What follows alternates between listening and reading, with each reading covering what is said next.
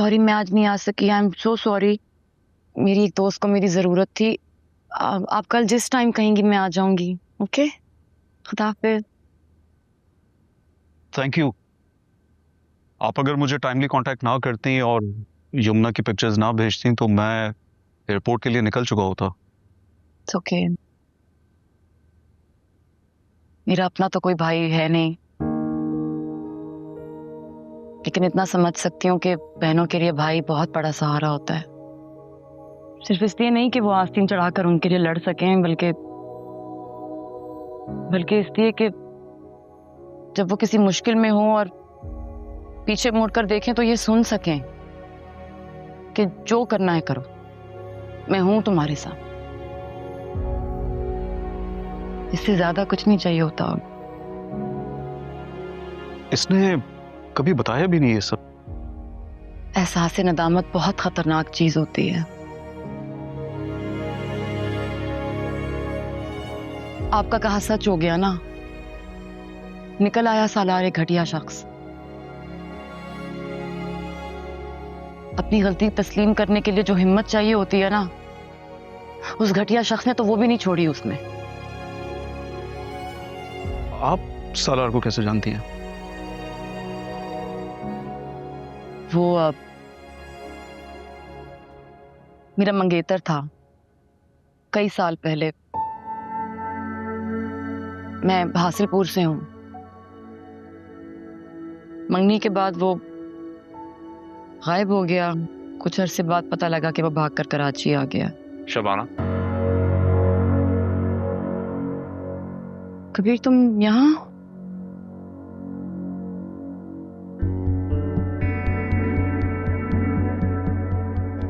मैं नीचे गाड़ी में वेट करता हूँ। मैं चलती हूँ तुम्हारे साथ।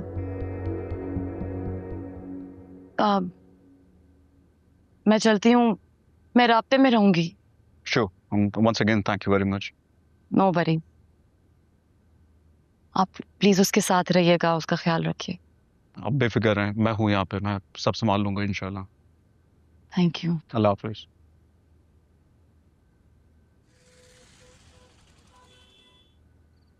For all the people in the world, तुम्हें सलार की बीवी मिली थी अपना केस लड़ने के लिए। I can hire the best lawyers for you if you trust me. Trust you Kabir? Yeah. तुम कर रहे हो ट्रस्ट मुझ पर?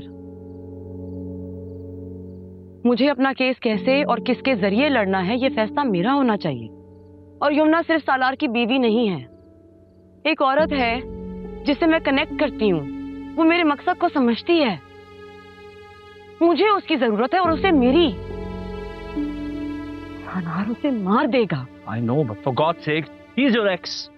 अगर तुम बार बार उसकी तरफ पलटोगी तो चीजें कॉम्प्लिकेटेड होती रहेंगी। पहली बात तो ये कि मैं उसकी तरफ पलट नहीं रही हूँ। सिर्फ एक लड़की की मदद कर रही हूँ जो इस वक्त मुश्किल में है। और कौन करेगा कॉम्प्लिकेट?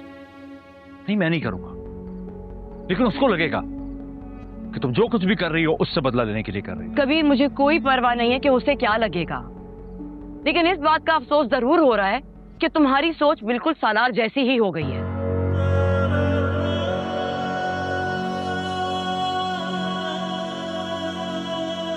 कितनी पत्थर दिल हो गई हो तुम मेरे बामने। जानती हो मैं तुमसे प्यार करता हूं। कहीं नहीं जाऊंगा तो जो दिल में आता है कह देती हो। अगर यमुना पे की हुई ज्यादती की बात है ना तो तुम मुझ पर छोड़ो। कल इसी हॉस्पिटल में सालार मौत मांग रहा होगा जिंदगी की बजाय। कबीर सबको ये क्यों लगता है कि अगर लड़की किसी रिश्ते में आ गई है तो वो अपना दिमाग इस्तेमाल करना छोड़ देगी? मैं ये नहीं कह रहा हूं। तुम खुद चीजों को अज्यूम कर रहे हो और खुद ही हर्ट हो रहे हो। मुझे अपने बाप का नाम अपनी शनाख्त से उखाड़ कर फेंकना है, और उसके लिए मुझे जो सही लगेगा वो मैं करूंगी। तुमने बस मुझ पर यकीन रखना है। और जहां तक बात है सालार को डील करने की, तो यह फैसला यमुना को करना है, तुम्हें या मुझे नहीं।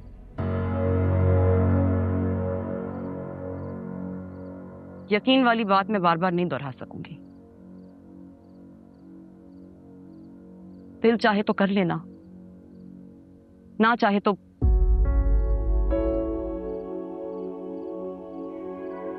क्या तुम मुझे छोड़ दोगी?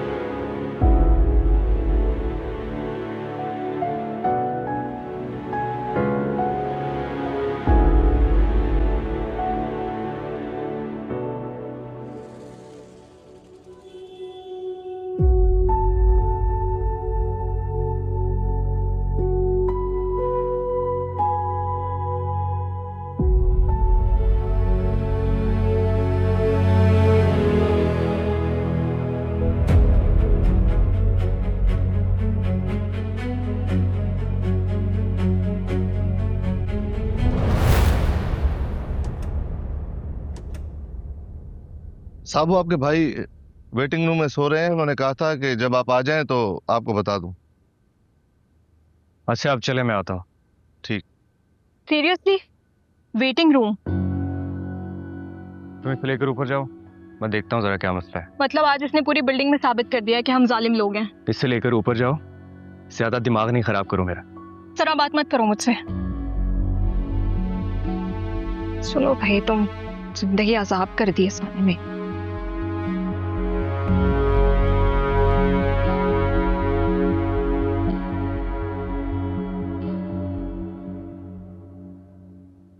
बिलाल, बिलाल, तुम यहाँ क्यों सो रहे हो? ढाबे पर गया तो वो बंद था, फिर मैं यहाँ आ गया, आंख लग गई। चलो उठो, घर चलो।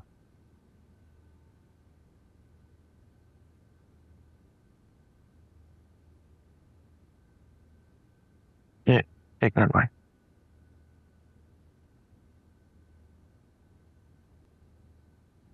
Thank you. अरे नहीं नहीं सर, ये तो आपकी मेहरबानी है कि आपने मुझे किसी काबिल समझा। अगर मेरे लायक कोई भी हुक्म हो तो मैं हाजिर हूँ सर।